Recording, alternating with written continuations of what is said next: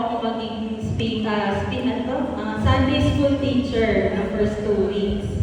Nung second week ng August, naging sub-liturgist naman ako. Kasi dapat ko si Janet, pero sa lakas ng ulan, na hindi sila nakarating.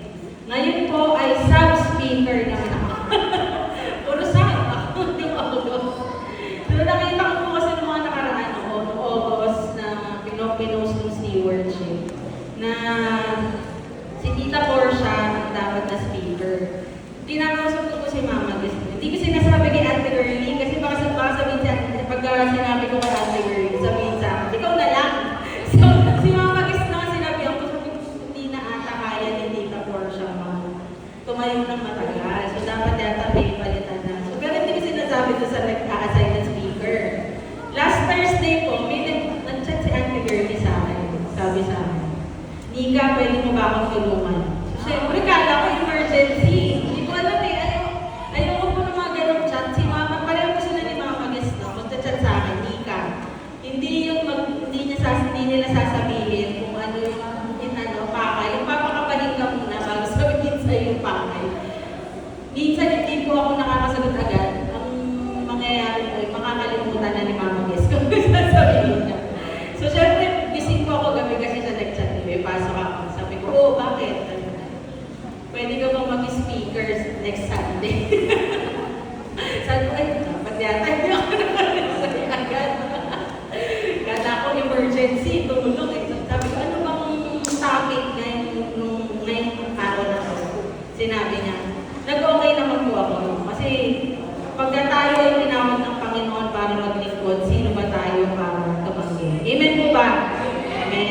Tayo po yung manalangin. Panginoon, salamat po sa panibagong araw na to, Panginoon, sa buhay ng bawat isang nandito ngayon. Salamat sa buhay mo, sa salita mo, Panginoon. Bagamat bawat isa dito maaaring may pinagdadaan ng suliranin, may mga pagsubok, may mga problema. Mas pinili po nilang magpakita ngayon, sumamba sa'yo, kasi naniniwala po kami na mas malaki ang aming Diyos kaysa sa mga problema pinagdadaanan natin, Panginoon. Bigyan mo po ako ng karunungan, Panginoon, na mai-deliver yung gusto mong iparating na may aral sa bawat isa na may mauwi po silang aral at karunungan na madadala po nila sa community at sa mga pamilya nila, Panginoon. Ito po ang lang sa pangalan ni Jesus. Amen. So, ang ating team ngayong linggo ay Justice for People, Care for Creation. So, very relevant po ito ngayong stewardship. Kaya tinawag ko siya call to care, stewardship of people and creation. So, meron po tayong dalawang focus passages. Dinahan ko sa sa effects. Salamat sa Canva. So, una po is Genesis 2:15, God placed Adam in the garden to work it and take care of it. Sa 1 Peter 4:10-11, each of you should use whatever gift you have received to serve others as faithful stewards of God's grace in its various forms. If anyone speaks, they should do as one who speaks the very words of God. If anyone serves, they should do so with the strength God provides, so that in all things God may be praised through Jesus Christ. To Him be the glory and the power forever and ever. Amen. So yun po yung dalawang passages. Next slide. So refresher lang po ng konti. Tinanong natin sa dictionary.com, ano bang ibig sabihin ng steward? Para malinaw po sa atin kung ano ang stewardship at steward at bakit natin ito sineselebrate every year. Sabi po sa dictionary.com, stewards are people who are entrusted with the responsibility of managing, caring for, or looking after something on behalf of others. In religious context, a steward is someone who takes good care of resources entrusted to them. Sa Tagalog po ng steward ay tagapangasiwa, tagapangalaga,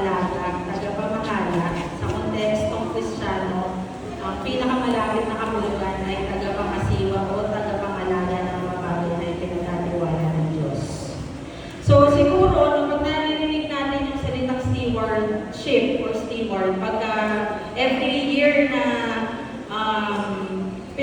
every year na sineselebrate natin yun, no? Kasi full month po ito. Siguro lagi natin naiisip is about giving money to the church or financial giving. Kasi siguro nabibigyan ng emphasis yung stewardship of treasure. Kasi syempre laging natatopic siguro sa mga activities natin is about tithes, about offering, and yung alkansya, di ba, every year meron tayo na. Pero yung biblical stewardship, it's not just about financial giving. So hindi lang po siya tungkol sa treasure, sa pera. Stewardship of treasure is equally important as stewardship of time, yung topic ko ni Pastor, stewardship of talent, yung topic ni Tita Jen, stewardship of people and creation, na topic natin yan, at stewardship of commitment, na topic ni Tita Malu next week. So, ngayong huling araw na to, no, ang gusto sa ating iparating ng Panginoon, na God has entrusted people, relationship, resources, and relation to our care. So, ang tanong ko, paano natin pinapangalagaan yung pinagkatiwala sa atin ng Panginoon? Hindi mo natin pwedeng sabihin sa ating mga sarili na tayo, we cannot call ourselves owners. Hindi po tayo may-ari. Kung ano man ang meron tayo ngayon, we should call ourselves stewards or tagapag-ala or tagapamahala. Kasi ang trabaho mo is a gift from God. Your family is a gift from God. Your resources or your money is a gift from God. Everything that we see in this earth is a gift from God. So lahat yan it ultimately belongs to God. Wala tayong masasabing akin to. Pinagkatiwala na sa atin ng Panginoon para pangalagaan. So meron po akong 4 na punto. Mabilis lang naman po na gustong ibahagi ngayong araw na ito. Ang una po, God entrusted creation to humanity. So, ang mundo it's not merely a resource for our consumption. So, hindi siya ginawa ng Diyos para lang i-consume kung ano yung nasa environment natin. Paano na lang kung lahat tayo may mindset na ubusin ko na lahat, bahala na yung future generation. O kaya, hindi naman po siguro na kusa na lang may nagtatanim ng palay at may nakakain tayo. Di ba pinaghihirapan po yan? Kahit yung pera, hindi naman po yan nalalaglag na lang sa langit. Pinaghihirapan po natin yan. So, lahat po ng ito ay provision ng Panginoon sa atin habang nabuhay tayo. Kasi sa lahat po ng create ng Panginoon, sino po bang nakikita nyo capable na mag-alaga sa ating kapaligiran? Hindi naman po tayo pwede alagaan ng aso. Hindi tayo pwede alagaan ng pusa. So tayo po yung mag-aalaga sa environment, sa mundo, sa nakapaligid sa atin. Ang sabi nga po dun sa Genesis 2:15, God placed Adam in the garden to work it and to take care of it. Kaya sabi mo dito, we are called to cultivate and not destroy. So pag sinabi mong work, ibig sabihin, i-cultivate, i-develop, i-nourish mo. Para sa pamilya, para mga nanay mo, sa tatay. Pag nanganak kayo, hindi nyo na mahayaan na yung bata dyan na mabuhay mag-isa. Hindi naman po yung lalaki na lang mag-isa na hindi nyo siya i-nourish, hindi nyo siya bibigyan ng pagkain, ng milk, ng pagkain, hindi nyo siya pag-aaralin para magkaroon siya ng skills and knowledge. So yung mga ganung bagay, i-nourish po natin yun. Tulad ng isang example pa po, yung mga farmers, yung mga nagtatanim ng palay para po magkaroon tayo ng bigas, yung mga nagtatanim ng gulay, yung mga nag-aalaga ng hayop. So lahat po yan, importante. Kaya kailangan po natin cultivate. Kasi sabi doon to work. And to take care of it. So aside from work, kailangan din po natin siyang alagaan. So it means protecting, preserving, and guarding our resources. Kasi as Christians po, bilang mga Kristiyano, nakikita po ang natin kung paano natin pinapangalagahan ng kapaligiran. Diba? Dito, kung parang nagpupulot ka ng kalat, naglilinis ka, pero sa labas ang kalat-kalat mo. So, diba? Kailangan po nagre-reflect yung pagiging Kristiyano natin, hindi lang sa loob ng simbahan. Kailangan po nagre-reflect din sa labas.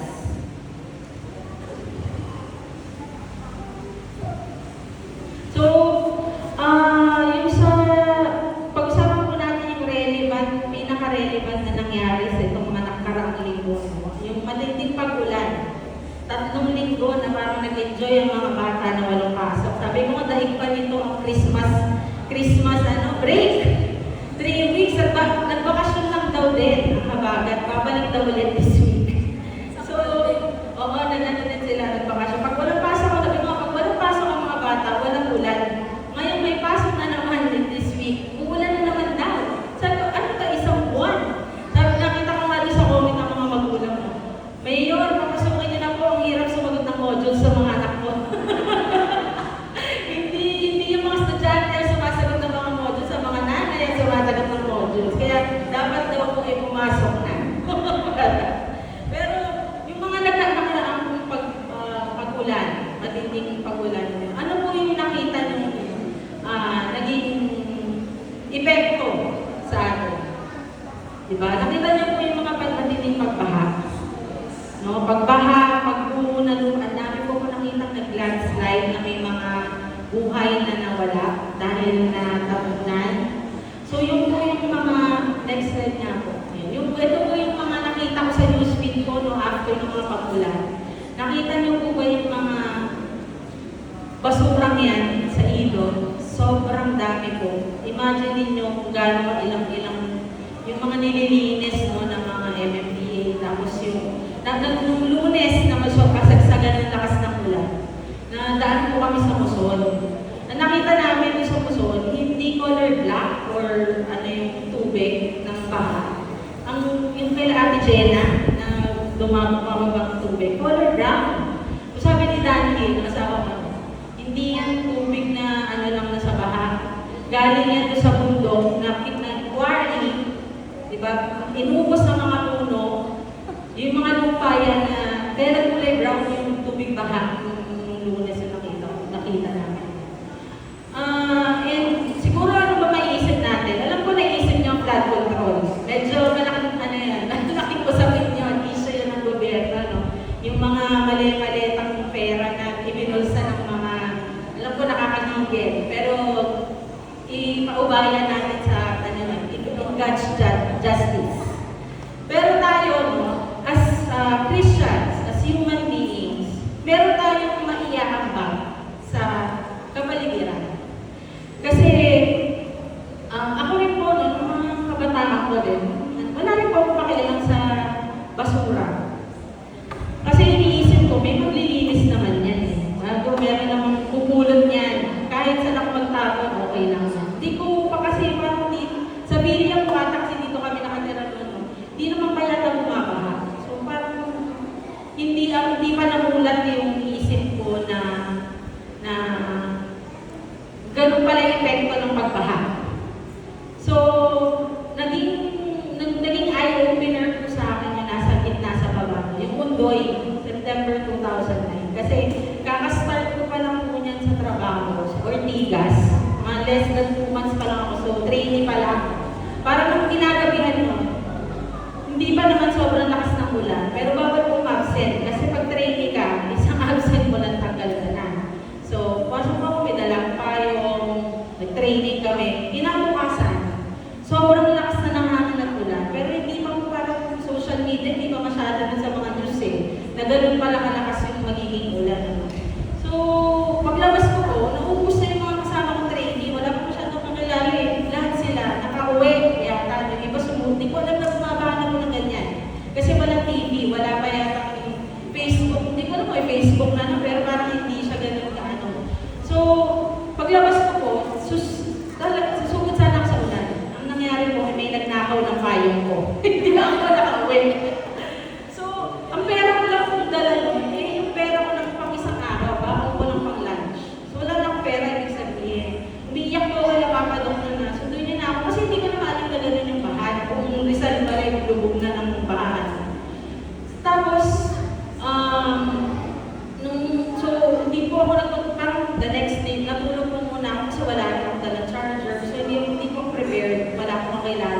yan, mamangyaron. Parang wala na nagdadala ng charger noon.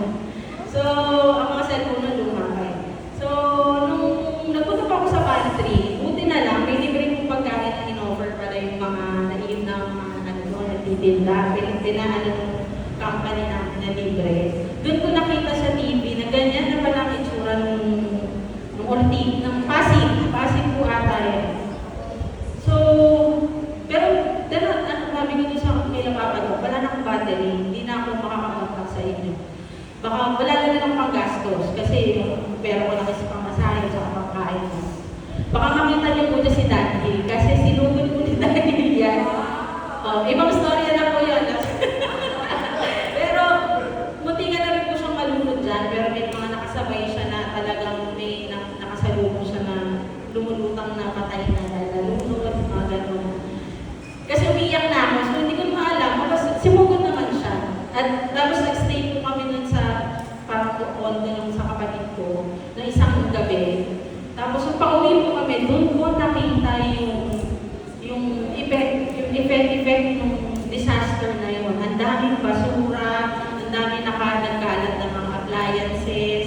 So parang yun yung naging ano na, kahit mag-isa ka lang, yung mindset mo, yung meron bang care na, ano mo yun, yung magtapon ka ng basura sa tamang basurahan. Paano kung lahat tayo gano'n ng mindset, ano, yung ultimo, kaya pagka ultimo po, ano ng candy, wrapper ng candy, hindi ko po yung itatapon sa ilalagay ko sa bulsa ko. Pag nakita kong basura, tsaka ko itatapon. Ganun din po yung tinuturo sa mga anak ko, no? Kasi kailangan po ituro din natin siya sa younger generations. Kasi paano po yung mga future generations, ano na lang yung mapapakinabangan nila kung ang mindset po natin is mag-consume tayo ng electricity, mag-consume tayo ng tubig, magsayang tayo. So, yung small acts of care, it matters. Kahit isang tao pa lang, ilan tayo nandito, kung sumasama tayo sa mga tree planting activities ng mga ng community, malaking bagay. Kasi ngayon po wala na masyadong green. Wala na mga puno, no? And reducing unnecessary plastic and pollution. Yung mga reuse, recycle, alam ko ginawa din po natin ng isang taon na. So, kung iniisip mo man ako, wala man nakakakita sa'yo, sa sarili mo, alam mo na meron kang pakialam sa resources, meron kang pakialam sa environment mo. So, malaking bagay po yun, no? na meron tayong awareness and intentional tayo na pangalagaan yung environment natin. Pangalawa po, no? God entrusted people to our care. Sabi po sa 1 Peter 4:10, each of you should use whatever gift you have received to serve others. Take note pa, to serve others. So, every person has value. So, bawat isa kong nakaupo dito ngayon, importante kayo sa mata ng Panginoon. Why?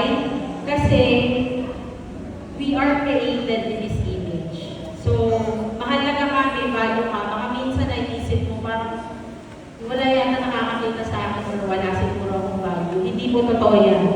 Nakikita ka ng Panginoon na importante ka sa Kanya. Tandaan niyo po yan. Bawat isa sa atin ay may role sa mundong ito na dapat ay kaya dapat maging compassionate and sensitive tayo sa mga tao sa paligid natin. Hindi natin pwedeng sabihin, mahal natin si Lord. Pero, ini-ignore naman natin yung pangangailangan at paghihirap ng iba. So, meron tayong mga gifts, pero importante rin po ang character. Diba? So, dapat, nakita ko na ito somewhere, post yata sa Facebook, na we should give the same level of respect to everyone. Pwede, mapa-waiter man yan, security guard, CEO, presidente ng isang kumpanya. Dapat po pantay-pantay ang tingin natin. Hindi siya dapat nakadepende sa anong position, status, or title ng isang tao. Kasi ang respeto po ay binibigay sa bawat isa. And lahat ng tao deserves dignity and respect. Sabihin nga, sabihin nga po natin, I am important. I am loved.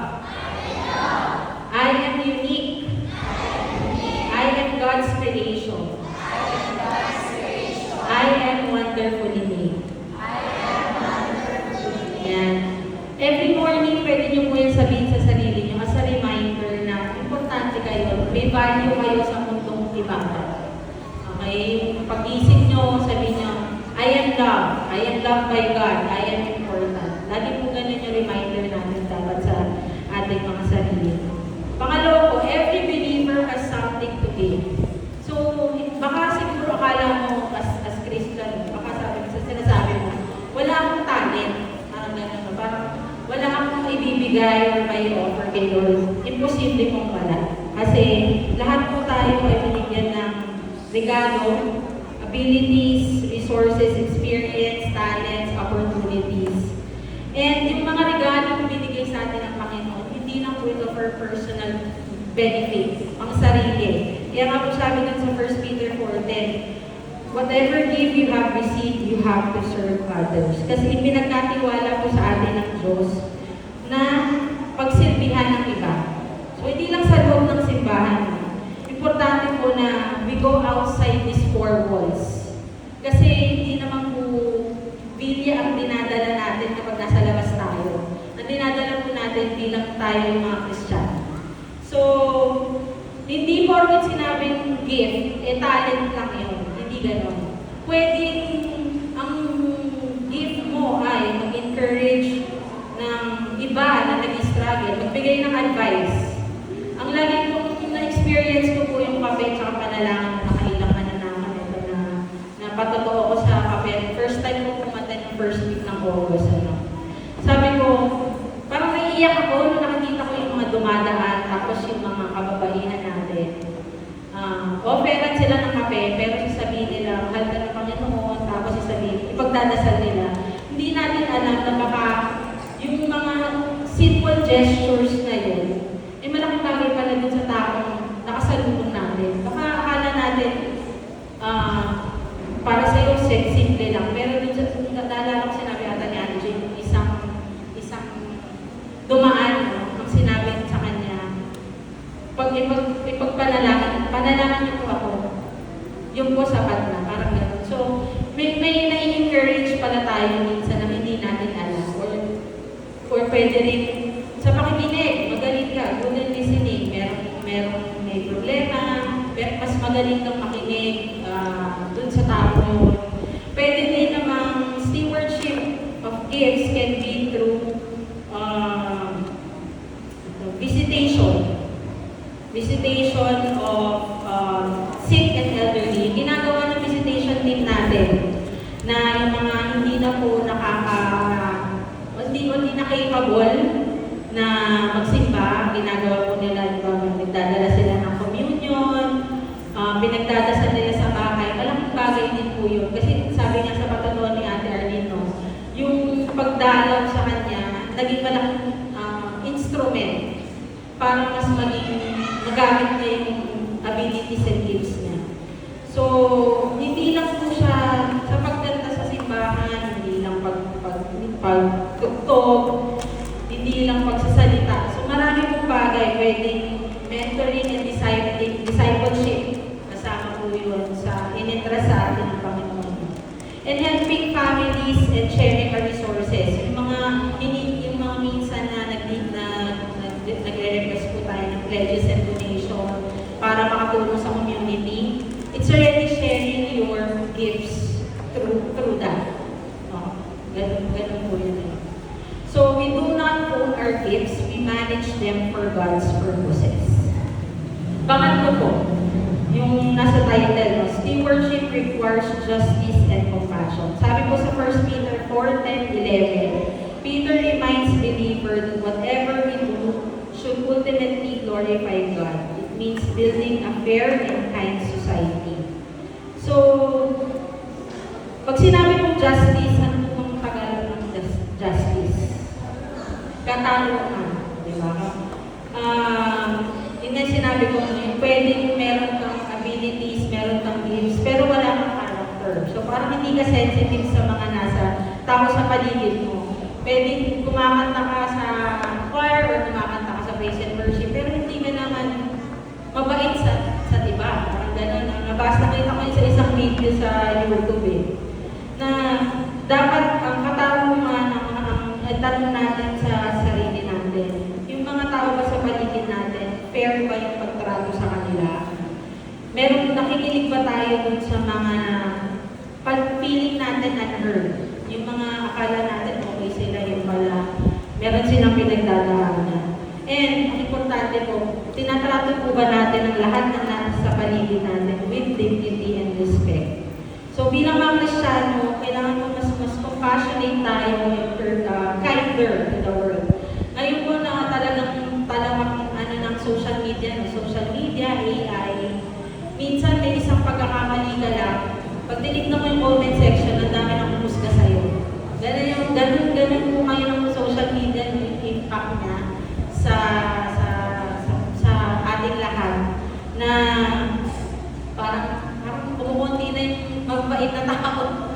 Parang may isang pagkakamali ka lang, daig pa si Lord na parang nakapatay ka, parang gano'n ang nangyayari. So, bilang mga Kristiyano, ipakita po natin na meron tayong compassion na alam mo yun, kahit wala nakatingin, tumutulong tayo sa nangangailangan, hindi natin kailangan ipakita palagi sa social media yung mga ganong bagay. So, being compassionate, ano yung pwede mong itanong sa sarili mo? Paano ka makakatulong? Justice is not only about identifying problems, it is also about responding. Justice requires us to pay attention to people who are hurting, neglected, oppressed, or unheard. So, madaling makakita ng mga injustice. Ngayon nga, kasi nga social media, no? Madaling yung makita yung mga discrimination, abuse, bullying, naku, Diyos ko, sa mga eskwelahan. Grabe ang mga nangyayari ko sa eskwelahan, no? Environmental distraction, yung pinakita ko po kanina. And yung mga tao na parang hindi natatrato ng fair. So, pwede natin pag-usapan, pwede na magdadasal natin, pero it just goes beyond recognizing kung anong mali. Kailangan din natin, may kailangan din tayong gawin. Kung kaya naman natin kumilos or kaya naman natin tumulong, why not? Diba? Hindi sa lahat ng pagkakataon, parang manunod ka lang from afar na, sige, kaya na nila yan. So, ikaw bilang Kristiyano, kung meron kang may tutulong, kahit sa simpleng, di ba, yung paglilinis sa church kasi wala tayong temple keeper, nakikita na yan ni Lord. So, sabi nga po sa Micah 6:8, it gives us a beautiful picture that says, do justice, love kindness, walk humbly with God.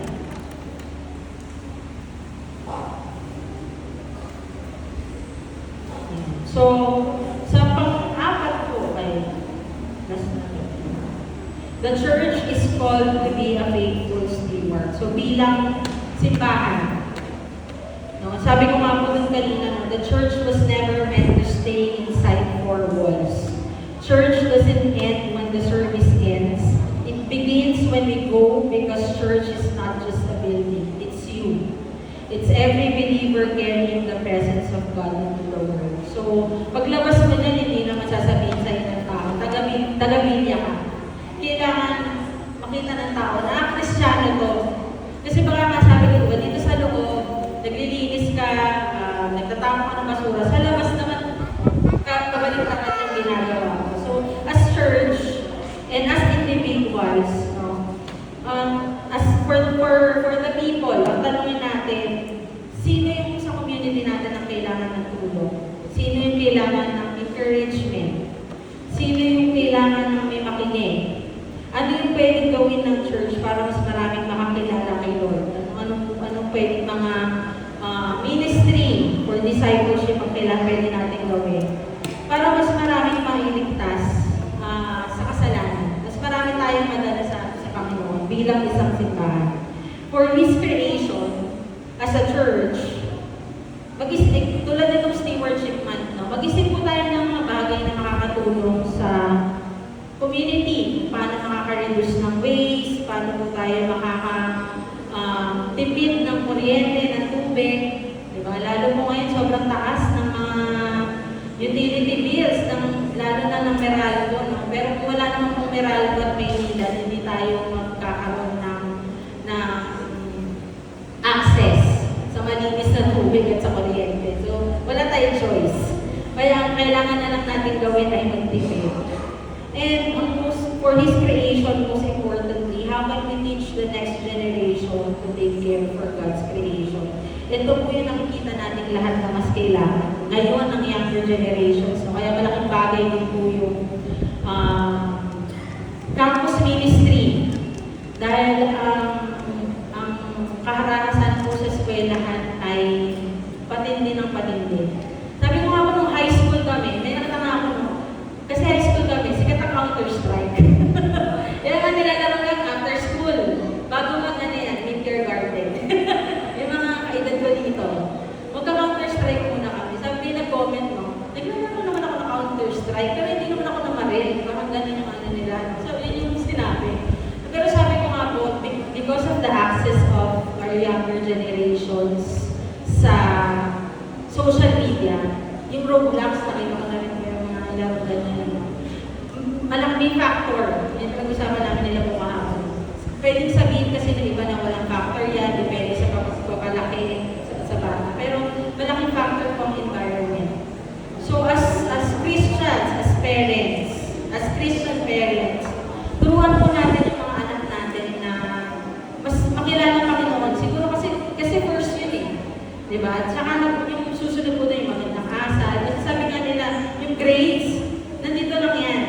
Pag maganda yung character and pagpapalaki mo sa mga anak mo, mas makikita yung ng tao, hindi kung valedictorian ba yan o salutatorian. Kaya inalis na rin nila sa eskwelahan ngayon yan. Yung character ng mga anak mo, importante yun. So bilang Christian parents, lalo na sa future generations, yun po yung mahalaga na gawin natin sa mga anak natin. Palakihin sila ng may takot sa Diyos, atin at Sunday school, ng ministries. Kasi yun, may campus ministry, malaking bagay po yun sa community natin. And para sa mga gifts, mga regalong bigay sa atin ng Panginoon, ng abilities, tanungin po natin ang sarili natin. What has God entrusted to me? Am I using it for myself or for His glory? Where can I serve? So for the conclusion po, faithful with what God has entrusted. So Genesis, it reminded us that God has placed humanity in creation to work and take care of it. Peter reminds us that God has given each believer gifts to serve others. So sa dalawang passages po yun, ang tinuturo sa atin tatlo po. God has entrusted us with His creation. God has entrusted us with one another, and God has entrusted us with gifts and resources. So our calling is not simply to possess God's blessing, not just to consume, hindi lang gamitin o ubusin. It's for us to manage them and take care of them faithfully and share them generously and use it for His glory. So ngayong stewardship month po, instead ng tanong natin, ano kaya makukuha ko? Ayun. Tanongin po natin, ano kaya yung pinagkatiwala sa akin ng Panginoon? And instead of asking, ano ba yung pag-aari ko? Tanong po natin, paano ko maaalagaan kung ano yung pag-aari ng Panginoon? And lastly, kaysa sabihin natin na dapat may ginagawa yan, nangyari sa blood control, no? Someone should do something. And as Christian, tanongin po natin yung sarili natin, Lord, what can I do? Faithful stewardship is loving God by caring for what He loves, His people, and His creation. To God be the glory.